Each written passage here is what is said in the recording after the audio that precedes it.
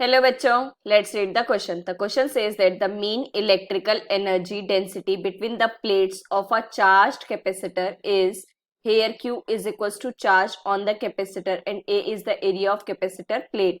Q square by 2 epsilon naught A square 4 by 2 E naught A square T square by 2 R naught A, none of the above. तो देखो बच्चों, सबसे पहले की concept है हमारे पास, that is parallel plate capacitance, electric energy density,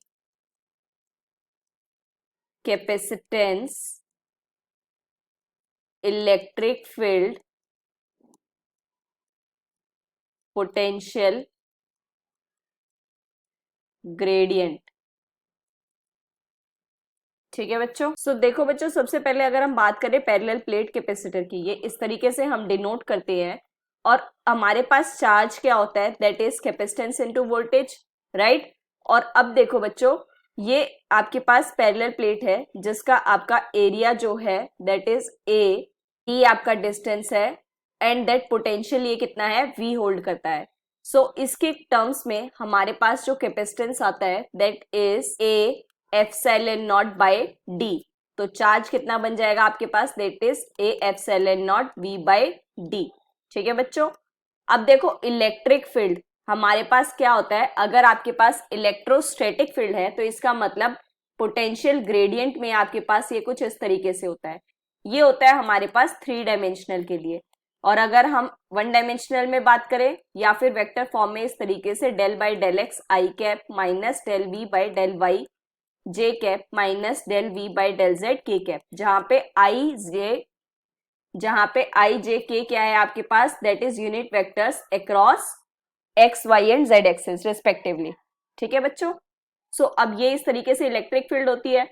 और हमारे पास एनर्जी डेंसिटी, तो देखो बच्चों एनर्जी डेंसिटी का क्या मतलब है, ये आपके पास होता है that is 1/2 epsilon not E square. अब देखो बच्चों, इसको हम ऐसे भी देख सकते हैं, ये तो है एनर्जी डेंसिटी, ये तो है आपके पास मीन इलेक्ट्रिक एनर्जी डेंसिटी.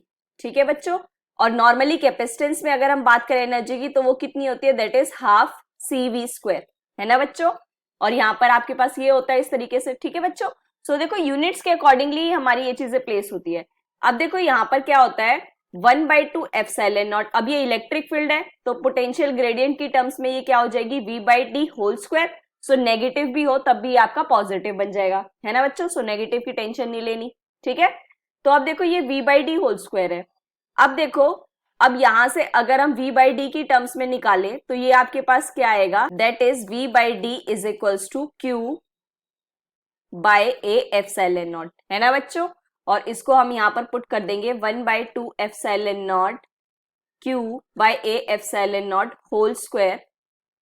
सो ये कितना बन जाएगा आपके पास, that is q square by A, और एप्सिलॉन नॉट से कैंसिल, सो कितना बच गए एप्सिलॉन नॉट, और नीचे 2 आ जाएगा. तो ये हो गई हमारे पास मीन इलेक्ट्रिक एनर्जी डेंसिटी. ठीक है बच्चों. अच्छा देखो ये स्क्वायर है ना, तो यहां से स्क्वायर है, सो कंफ्यूज नहीं होना. So that is the final answer and that matches A option.